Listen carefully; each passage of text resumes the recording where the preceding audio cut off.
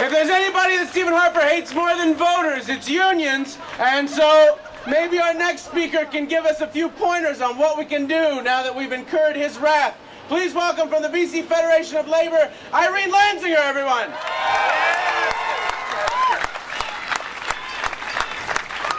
Thanks, Charlie. And the very first thing I want to say is that unions are behind this fight. The 450,000 members of the BC Federation stand in solidarity with all of you and all Canadians in demanding our democratic rights in a free society.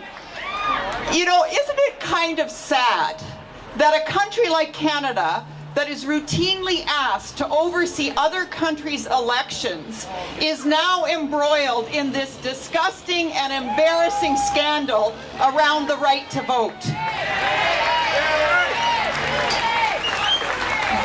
You know, I was thinking on the bus ride here, and I've been a little bit busy lately with the teachers walking out on Monday, my own union, and we need to support them, of course.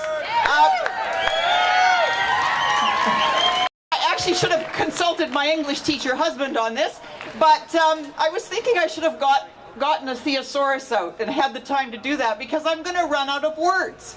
Because there's disgusting, there's deceit, there's fraud. You know, we've heard a lot of those words, but after a while you just run out of words to describe this.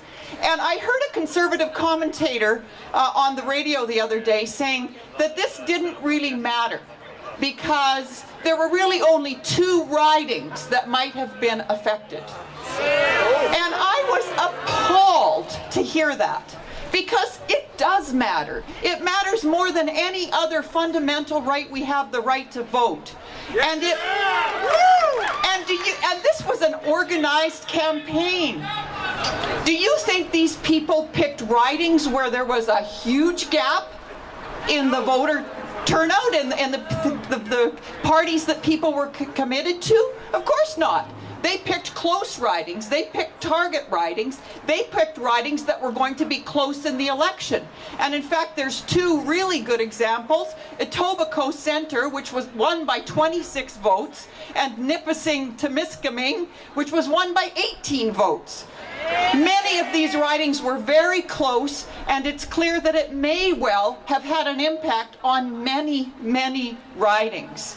The Conservatives are trying to divert attention from this and pretend that it's not a huge scandal. It is a huge scandal. It's a disgusting scandal, and we need to demand action on it. We need to demand that the Conservatives take responsibility for it, find out who was responsible, no matter how far up it goes, and prosecute the people who were responsible. Now, here's the difference between a comedian and a teacher. Charlie made a great joke about Watergate, and I'm going to read you the quote from the news article, which is not nearly as funny, but this is what Donald Segretti, who was jailed for 6 months for his role in Watergate, here's what he said. "We never tried to do something that would, at the end of the day, take away the right of someone to vote. That goes beyond a prank. That's just wrong on many levels." Yeah, right. That's the voice of someone jailed for his participation in the Watergate scandal.